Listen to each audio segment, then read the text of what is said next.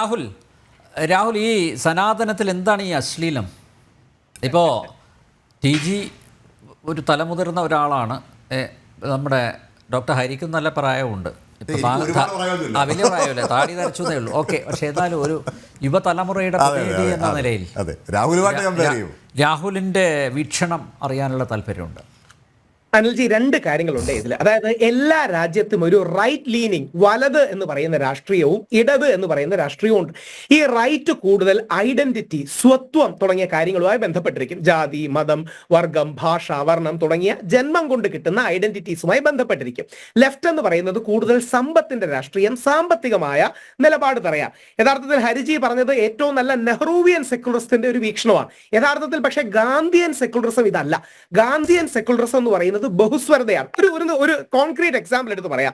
സോമനാഥ ക്ഷേത്രം പണി കഴിപ്പിക്കാൻ മഹാനായ സർദാർ വല്ലഭായ് പട്ടേലിനും ഭാരതീയ വിദ്യാഭവനൊക്കെ തുടങ്ങിയ KM മുൻഷിക്കും വലിയ താല്പര്യമുണ്ട്. പക്ഷേ നിരീശ്വരവാദിയായ എത്തീസ്റ്റ് ലൈനുള്ള ലെഫ്റ്റ് ലിബറലായ നെഹ്റുജി അതിനെ എതിർക്കുകയാണ്.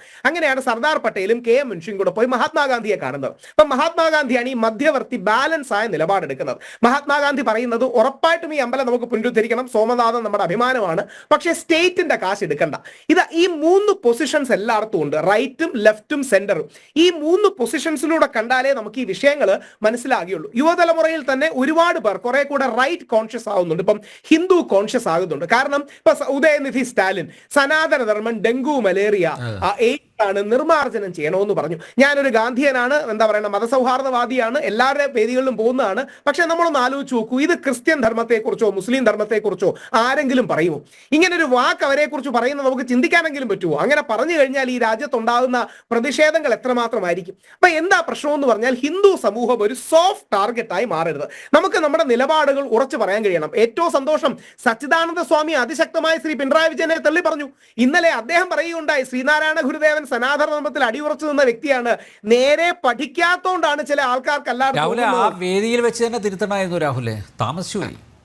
അല്ല, അവിടെ മറ്റൊരു കോണ്ടെക്സ്റ്റ് ഉള്ളതുകൊണ്ടായിരിക്കും. അതായത് സനാതനധർമ്മം, മഹാത്മാഗാന്ധി ആരാണ്? മഹാത്മാഗാന്ധി അഭിമാനത്തോടെ പറയുന്നത് ഞാനൊരു സനാതനധർമ്മിയായ ഹിന്ദുവാണ് എന്നാണ്. GV ഹരിജിക്കും എനിക്കും പേഴ്സണലി പ്രിയപ്പെട്ട ശശി തരൂർ സാർ, അദ്ദേഹത്തിന്റെ പുസ്തകത്തിൽ എഴുതിയിരിക്കുന്നത് Gandhi is the Hindu activist who defeated the British empire എന്നാണ്. അപ്പം ഗാന്ധിയൻ മതസൗഹാർദ്ദം എന്ന് പറയുന്നത് ഈ സ്വത്വങ്ങളുണ്ട്, ഹിന്ദു ഉണ്ട്, മുസ്ലിം ഉണ്ട്, ക്രിസ്ത്യൻ ഉണ്ട്, ദളിത് ഉണ്ട്, ബ്രാഹ്മണുണ്ട്, വ്യത്യസ്ത ജാതി സമുദായങ്ങളുണ്ട്. ഇവർക്കിടയിൽ ഒരു ബാലൻസ് ഉണ്ടാക്കിയാൽ മതി, ഹാർമണി ഉണ്ടാക്കിയാൽ മതി. അങ്ങനെയാണ് അനിൽജി ഓർക്കണം, ഗാന്ധിജിയുടെ ഏറ്റവും സക്സസ്ഫുൾ ആയ സത്യാഗ്രഹം Pune പാക്ടിന് വേണ്ടിയുള്ളതായിരുന്നു.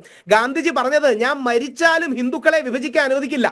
I will die but I will not let Hindus be divided. എന്റെ ശവശരീരത്തിന് മേലിലൂടെ മാത്രമേ നിങ്ങൾ കമ്മ്യൂണൽ അവാർഡ് കൊണ്ടുവരൂ, ദളിതരെ മാറ്റിക്കൊണ്ടുപോകുന്ന കാര്യം കൊണ്ടുവരൂ എന്ന് പറഞ്ഞ് മഹാത്മാഗാന്ധി പൂനെയിലെ ഏർവാദ ജയിലിൽ സത്യാഗ്രഹം കിടക്കുകയാണ്. മഹാത്മാഗാന്ധി അടിസ്ഥാനപരമായ ഒരു ഹിന്ദു ആക്ടിവിസ്റ്റ് ആണ്. എന്നാൽ എല്ലാ സമൂഹങ്ങളോടും അടുപ്പം നിർമ്മിച്ച എല്ലാ സമൂഹങ്ങളിലേക്കും എത്തുന്ന ഒരു വ്യക്തി. ഈ രീതിയിലുള്ള നിലപാടുകളല്ലേ നമുക്ക് വേണ്ടത്. അതുകൊണ്ടാണ് ഗാന്ധിയൻ ലൈൻ എടുക്കുന്നതുകൊണ്ടാണ് പൂജനീയ സർസംഘചാലക് മോഹൻ ഭഗവത്ജി ഡൽഹിയിൽ മുസ്ലിം ലീഡേഴ്സിനോട് അദ്ദേഹം ഇന്ററാക്ഷൻ ചെയ്തപ്പോൾ അവിടുത്തെ വളരെ മുതിർന്ന ഒരു മൗലവി പറഞ്ഞത്, ഇന്ത്യക്ക് ഒരു 2ാം രാഷ്ട്രപിതാവിനെ പോലൊരാൾ വന്നിരിക്കുന്നു എന്ന് ആലങ്കാരികമായി മോഹൻജി ഭഗവത്തിനെ കുറിച്ച് പറയുന്നത്. ഈ ലൈൻ പ്രധാനമാണ്. സോഫ്റ്റ് ഹിന്ദു സെക്കുലർ എന്നോ സോഫ്റ്റ് ഹിന്ദു പ്ലൂറലിസ്റ്റ് എന്നോ മൃദു ഹിന്ദു ബഹുസ്വരമെന്നോ എന്ത് പേര് വിളിച്ചാലും കുഴപ്പമില്ല. പക്ഷെ ഈ ലൈൻ ഇമ്പോർട്ടന്റ് ആണ്. CPM-ന്റെ പ്രശ്നം പെരിയോർ രാമസ്വാമി നായ്ക്കർ പണ്ടെടുത്ത ലൈനാണ് ഇപ്പോൾ ഇവർ എടുക്കുന്നത്. അതായത് പെരിയോർ രാമസ്വാമി നായ്ക്കർ അന്ന് വളരെ രൂക്ഷമായിട്ട് പുള്ളി പറഞ്ഞിരുന്നത്, ദൈവം വേണ്ട, ആത്മീയത വേണ്ട, ഗാന്ധിയെ, ദൈവത്തെ ഇല്ലാതാക്കണം, ആത്മീയത ഇല്ലാതാക്കണം, ഗാന്ധിയെ ഇല്ലാതാക്കണം എന്നൊക്കെ പറയുന്ന നിലപാട് തറയിൽ നിന്ന് കണ്ടാൽ ബ്രാഹ്മണനെ കൊല്ലണമെന്നും ഹിന്ദു ക്ഷേത്രങ്ങൾ തകർക്കണമെന്നും മനുസ്മൃതി കത്തിക്കണമെന്നും രാമായണം കത്തിക്കണമെന്നും ഒക്കെ പറയുന്ന ഒരു പഴയ എക്സ്ട്രീം ലൈനാണ്. ഇന്ന് തമിഴ്നാട്ടിൽ പോലും ആർക്കുമില്ല.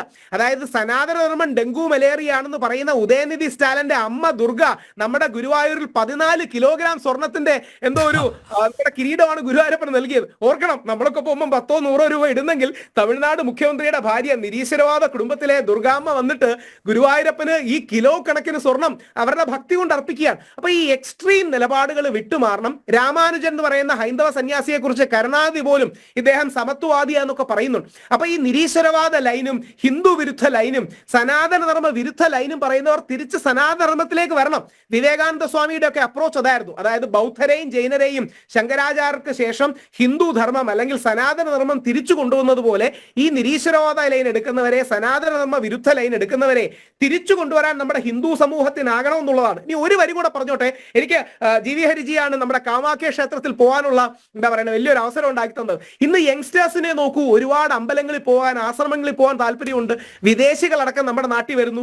സാക്ഷാൽ മാർക്ക് സക്കർബർഗ് എന്ന ഫേസ്ബുക്കിന്റെ ഫൗണ്ടർ ഇന്ത്യയിലെ, നോർത്ത് ഇന്ത്യയിലെ ഒരു അമ്പലത്തിൽ വന്നിട്ടാണ്, നീം കരോളി ബാബയുടെ അമ്പലത്തിൽ വന്നിട്ടാണ് എന്റെ ജീവിതത്തിൽ വലിയ മാറ്റങ്ങൾ ഉണ്ടായി എന്ന് പറയുന്നു. നമ്മുടെ ഭാരതീയ സംസ്കാരം ഇന്ത്യയിൽ മാത്രമല്ല, നമ്മുടെ വേദങ്ങൾ, പുരാണങ്ങൾ, തന്ത്രം, ശാസ്ത്രം, തമിഴ്, സംസ്കൃതം അടക്കം നമ്മുടെ ഈ പാരമ്പര്യം ലോകം മുഴുവൻ ആദരിക്കപ്പെടുകയാണ്. ഇതെല്ലാം സനാതന ധർമ്മത്തിന്റെ ഭാഗമല്ലേ? അപ്പോൾ ഈ സനാതന ധർമ്മം എന്ന വാക്കിനോടൊരു വിരോധം ഉണ്ടാകുന്നതിൽ അർത്ഥമില്ല. ഒരു വരി കൂടെ പറഞ്ഞ് അവസാനിപ്പിക്കാം. 1995 Brahmachari Siddheshwar Sai versus state of west ബംഗാളിൽ ബഹുമാനപ്പെട്ട ഇന്ത്യൻ സുപ്രീം കോടതി, മുമ്പുണ്ടായിരുന്ന സുപ്രീം കോടതി ചീഫ് ജസ്റ്റിസ് PB ഗജേന്ദ്ര ഖഡ്ഗറെ കോട്ട് ചെയ്ത് പറയുന്നുണ്ട്, Hinduism is a way of life. ഈ ഹിന്ദു എന്ന് പറയുന്നത് ഒരു കേവല മതമല്ല, അതായത് ഏതെങ്കിലും ഒരു പ്രത്യേക കള്ളിയല്ല, ഒരുപാട് ധർമ്മങ്ങൾ ഉൾച്ചേരുന്ന, ഒരുപാട് പാതകൾ ഉൾച്ചേരുന്ന വലിയൊരു ജീവിത പദ്ധതിയാണ്. അത് ഈ വിവേകാനന്ദൻ എന്താ 1893 ഷിക്കാഗോയിൽ പറഞ്ഞത്? I come from the mother of all religions. ഇന്നങ്ങനെ പറയുകയാണെങ്കിൽ പുള്ളി വർഗീയവാദിയാണെന്ന് ആരെങ്കിലും പറയുമായിരുന്നു. പക്ഷേ I come from the mother of all religions, I represent the most ancient order of monks. ലോകത്തിലെ ഏറ്റവും പ്രാചീനമായ സന്യാസ പരമ്പരയും എല്ലാ മതങ്ങളുടെയും മാതാവിനെ റെപ്രസെന്റ് ചെയ്താണ് ഞാൻ ഇവിടെ നിൽക്കുന്നതെന്നാണ്. അതിന് വിദേശികൾ കൈയടിച്ചു. നമ്മുടെ നാട്ടിലാണെങ്കിൽ എന്ത് പറയുന്ന അറിയാമോ? അത് വേണ്ട രീതിയിൽ സെക്കുലർ ആയില്ല എന്ന് പറയും. അപ്പൊ അത്രയും ഒരു എക്സ്ട്രീം ഒരു സ്യൂഡോ സെക്കുലറിസം നമുക്ക് വേണ്ട. ഒരു ബഹുസ്വരതയുടെ ലൈനിൽ എല്ലാവരെയും ഒരുമിച്ച് കൊണ്ടുപോകാൻ കഴിയണം. ആ ലൈൻ കോൺഗ്രസിന് ചിലപ്പോഴെങ്കിലും നഷ്ടമാകുന്നുണ്ട്. GV ഹരിജിയോട് ഏറ്റവും ബഹുമാനം, മതേതരത്വം ഒരു വിഭാഗത്തിന് മാത്രം അപ്ലൈ ചെയ്താൽ പോരാ അല്ലേ? ഒരു വരി കൂടെ കടത്തി പറയട്ടെ. അതായത് സുഗതകുമാര ടീച്ചർ അവസാന കാലത്ത് പറയുന്നുണ്ട് കോൺഗ്രസ്സുകാർ വന്ദേ മാതരം മറന്നുപോയി. അതായത് മതേതരത്വമല്ല ഞാൻ പറയുന്നതുകൊണ്ട് എനിക്ക് വിരോധം ആർക്കും തോന്നരുത്. മത സൗഹാർദ്ദമാണ് നമ്മുടെ ലൈൻ, അതായത് ബഹുസ്വരതയാണ് നമ്മുടെ ലൈൻ. ഗാന്ധിജിയെ ഓഗസ്റ്റ് 15 കുറച്ച് കമ്മ്യൂണിസ്റ്റുകാർ കാണുന്നുണ്ട്. നമ്മുടെ സ്വാതന്ത്ര്യം കിട്ടിയ ദിവസം ഉച്ചയ്ക്ക് 2 മണിക്ക് രാജഗോപാലാചാര്യ കണ്ടതിന് ശേഷം ഇദ്ദേഹം ഗാന്ധിജി കമ്മ്യൂണിസ്റ്റുകാരോടും പറയുന്നുണ്ട്, നമുക്ക് ഹിന്ദു മുസ്ലിം സാഹോദര്യം വേണം, ബഹുസ്വരത വേണം. ഈ കേവലം മതേതരത്വം എന്നുള്ളത് ഒരു നെഹ്റുവിയൻ ഐഡിയയാണ്. ഈ നെഹ്റുവിയൻ ഐഡിയയിൽ ഈ ബഹുസ്വരതയ്ക്ക് സ്പേസ് ഇല്ല. ഈ ബഹുസ്വരത എന്ന് പറയുന്നതാണ് ഇന്ത്യയുടെ ഒരു പാരമ്പര്യം, എല്ലാവരെയും ഒരുമിച്ച് കൊണ്ടുപോകുന്ന പാരമ്പര്യം. ഇതല്ലേ ഈ ലോകാ സമസ്ത സൂനോ ഭവന്തു, ഇതല്ലേ വസുധൈവ കുടുംബകം, ഇതല്ലേ തമിഴിൽ നരേന്ദ്രമോദി UN പോയി പ്രസംഗിച്ചത്, ലോകമെല്ലാം ഒന്നാണ് എന്ന്, അല്ലെങ്കിൽ ഒരുമിച്ചാണ് എന്ന്. ഈ ആശയം മുമ്പോട്ട് വെക്കാൻ കഴിയുന്നില്ല. ഇനി ഒരു വരി കൂടെ ഹരിജിയെ ബഹുമാനത്തോടെ വിമർശിക്കുകയാണ്. ഈ നെഹ്റുവിയൻ സെക്കുലറിസം അല്ല കോൺഗ്രസിന്റെ അടിസ്ഥാനം, ഈ ഗാന്ധിയൻ ബഹുസ്വരതയാണ്. ആ ഗാന്ധിയൻ ബഹുസ്വരത വിട്ടിട്ട് ഒരു കേവല യാന്ത്രിക സെക്കുലർ നിലപാട് എടുക്കുന്നതുകൊണ്ടാണ് പലപ്പോഴും കോൺഗ്രസ് ചരിത്രത്തിൽ ഗാന്ധിജിയെ വിട്ടുപോകുന്നത്. ഈ ഗാന്ധിജിയുടെ, സർദാർ പട്ടേലിന്റെ, അല്ലെങ്കിൽ അന്നത്തെ നെഹ്റുവിന്റെ മിനിസ്ട്രിയിലുള്ള ശ്യാമപ്രസാദ് മുഖർജിയുടെ അടക്കമുള്ള ഈ സോഫ്റ്റ് ഹിന്ദു ലൈനിനെ അവർ ഉപേക്ഷിച്ചത് ചരിത്രത്തിൽ അവർക്ക് തെറ്റാണ്. ഇപ്പൊ രാഹുൽ ഗാന്ധി തിരിച്ചു പിടിച്ചാൽ നോക്കുന്നത് അതാണല്ലോ. ഇലക്ഷൻ വരുമ്പോഴെങ്കിലും അമ്പലത്തിൽ കാര്യമായി പോകുന്നു, ഗാന്ധിജിയുടെ ശിവന്റെ ചിത്രം ഉയർത്തിപ്പിടിച്ചുകൊണ്ട് പറയുന്നു ഗാന്ധി എന്തായെന്ന്, അല്ലെങ്കിൽ ഗാന്ധിജി ജീവിച്ചിരിപ്പുണ്ടെന്ന്. ഈ ലൈൻ കോൺഗ്രസ്സുകാർക്ക് നഷ്ടമായി എന്നുള്ളത് ചരിത്രത്തിലെ സത്യമാണ്. അത് അവർ തിരിച്ച് ചിന്തിക്കണം. ഇന്ന് ഹിന്ദു കുറെ കൂടെ കോൺഷ്യസ് ആണ്, ഹിന്ദു യങ്സ്റ്റേഴ്സ് കോൺഷ്യസ് ആണ്. ആ കോൺഷ്യസ്നെസ് പോസിറ്റീവായി തന്നെ മുമ്പോട്ട് പോകുന്നുണ്ട്. പ്രതീക്ഷ നൽകുന്ന വാക്കുകളാണ്. എനിക്ക് ഇപ്പോൾ ഏറ്റവും അവസാനമായി രാഹുൽ കോൺഗ്രസ്സുകാരെ മൊത്തമായി ഒരു അഭിപ്രായം അദ്ദേഹത്തിന് ഉള്ളതുകൊണ്ട് ബഹുമാനത്തോടെ വിമർശിക്കുന്നു. അല്ല, ബഹുമാനം അത് എനിക്കറിയാം. ഞാനും ശ്രീ രാഹുലും ഞങ്ങൾ വളരെ അടുത്ത സുഹൃത്തുക്കളാണ്. നല്ല ബഹുമാനത്തോടെയാണ് പരസ്പരം. അദ്ദേഹത്തിന് അഭിപ്രായം പറയാമല്ലോ. പക്ഷേ എനിക്ക് അഭിപ്രായത്തോടൊരു ചെറിയ വിയോജിപ്പുള്ളത്, ഗാന്ധിയിൽ നിന്ന് നെഹ്റുവിലേക്കുള്ള പ്രയാണത്തിൽ നെഹ്റു അങ്ങനെ ഏതെങ്കിലും ഒരു പ്രത്യേക മതം മോശമാണെന്നൊന്നും പറഞ്ഞിട്ടില്ല. അദ്ദേഹത്തിൻ്റെ നിലപാട് എന്താണ്?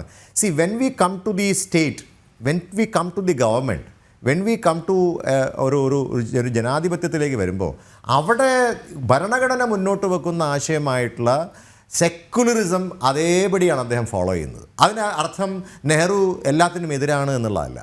നെഹ്റു ഞാൻ രാഹുലിന് അറിയാവുന്ന പോലെ ജവഹർ ബാൽ മഞ്ച് എന്ന് പറയുന്ന ജവഹർലാൽ നെഹ്റുവിൻ്റെ പേരുള്ള ഒരു പ്രസ്ഥാനത്തിൻ്റെ ദേശീയ ചെയർമാനായി പ്രവർത്തിക്കുന്നു. കഴിഞ്ഞ 3-4 വർഷങ്ങളായി 10-20ഓളം സംസ്ഥാനത്ത് ഈ നെഹ്റുവിയൻ ആശയങ്ങൾ പ്രചരിപ്പിക്കാൻ സയൻറ്റിഫിക് ടെമ്പർ. എന്നോട് ഈ അടുത്ത കാലത്ത് ഈ ട്രിവാൻഡ്രത്ത് ഒരു ചടങ്ങിനിടയിൽ കുറച്ച് കുട്ടികളുടെ ഒരു പരിപാടിക്കിടയിൽ ഡോക്ടർ മനോജ് വെള്ളനാട്, രാഹുലിന് അറിയാമായിരിക്കും, ട്രിവാൻഡ്രത്തെ ന്യൂറോളജിസ്റ്റാണ് അദ്ദേഹം, ഡോക്ടറാണ്, ന്യൂറോളജിസ്റ്റാണ്. അദ്ദേഹം കുട്ടികളോട് ചോദിച്ചൊരു ചോദ്യമുണ്ട്. സയൻറ്റിഫിക് ടെമ്പർ എന്ന് പറയുന്ന ആശയം അത് കോയിൻ ചെയ്തത് ആരാണ്?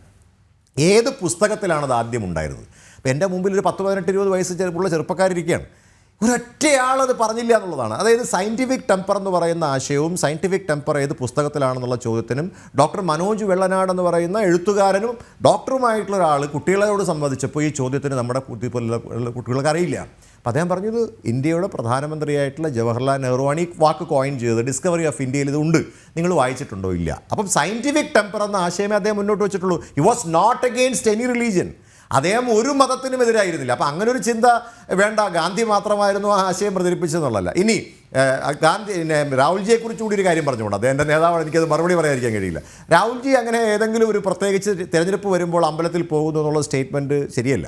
അദ്ദേഹം നോക്കൂ, ഇവിടെ രാഷ്ട്രീയത്തിലേക്ക് അത് രാഹുലിന് കൃത്യമായിട്ട് മനസ്സിലാവും. രാഷ്ട്രീയത്തിലേക്ക് കണ്ടതാണ് പറഞ്ഞത്. അല്ലല്ല, ഞാൻ കണ്ടത് തന്നെയാണ്. അത് എന്തുകൊണ്ടാണെന്നുള്ള മറുപടിയാണ് ഞാൻ പറയുന്നത്. തീർച്ചയാണ്. എന്തുകൊണ്ടാണ് രാമനെ ഉയർത്തി രാഷ്ട്രീയത്തിൽ അധികാരം പിടിക്കാൻ ശ്രമിക്കുന്ന BJP? അപ്പം നമ്മുടെ മുമ്പിൽ പണ്ടൊരു സിനിമയിലാണെന്ന് തോന്നുന്നു മോഹൻലാൽ പറഞ്ഞ ഡയലോഗാണ്, അതായത് പേരിനെ കൊല്ലാൻ AK-47 ആവശ്യമില്ല, അതല്ലെങ്കിൽ എന്താണ് ഉറുമ്പിനെ കൊല്ലാൻ റോക്കറ്റ് ലോഞ്ചറിൻ്റെ ആവശ്യമില്ല എന്ന് പറഞ്ഞതുപോലെ ചില സാധനങ്ങൾക്കുള്ള പ്രതിവിധി എന്ന് പറയുന്നത് ഇന്നതാണ്. നമ്മൾ പണ്ട് ഈ രാമായണം സിനിമ സീരിയലൊക്കെ കണ്ടുകൊണ്ടിരിക്കുമ്പോൾ ബ്രഹ്മാസ്ത്രം അല്ലെങ്കിൽ നമ്മുടെ നാഗാസ്ത്രം വിടുമ്പോൾ ഗരുഡാസ്ത്രം തിരിച്ചു വിടുകയും അല്ലെങ്കിൽ അഗ്നേയസ്ത്രം വിടുമ്പോൾ നമ്മൾ വരുണാസ്ത്രം തിരിച്ചു വിടുകയൊക്കെ ചെയ്യുന്നത് പോലെ ഇതൊരു രാഷ്ട്രീയത്തിൻ്റെ ഭാഗമായി ഉള്ള ചില കാര്യങ്ങൾ ചെയ്യുന്നുണ്ട്. പക്ഷേ അദ്ദേഹം അമ്പലത്തിൽ പോകുന്നതും അദ്ദേഹം ഗുരുദ്വാരയിൽ പോകുന്നതൊന്നും അദ്ദേഹത്തിൻ്റെ രാഷ്ട്രീയത്തിന് മാത്രമല്ല. അദ്ദേഹം വളരെ വലിയ വിശ്വാസിയാണ്. എനിക്ക് അടുത്തറിയാവുന്ന ഒരാളിൻ്റെ നേതാവിനോട് ഞാൻ കൃത്യമായി പറയുന്നു, അദ്ദേഹം ഇത് ചെയ്യുന്നത് അദ്ദേഹത്തിൻ്റെതായ മാനസികമായിട്ടുള്ള സുഖത്തിനും സന്തോഷത്തിനും മറ്റോടെ സർവീസ് എന്ന് പറയുന്ന ആസ്പെക്റ്റ്, അല്ലാതെ ഒരു വോട്ട് കിട്ടാനും അല്ല രാഹുലെ. അത്തരത്തിലൊരു ചിന്ത ശ്രീ രാഹുൽ ഗാന്ധിയെക്കുറിച്ച് വേണ്ട എന്ന് പറയാൻ ഞാൻ ആഗ്രഹിക്കുന്നു. TG എന്തായാലും ഈ വിഷയത്തിൽ എന്തെങ്കിലും പരാമർശം നടത്തും എന്നാണ് ഞാൻ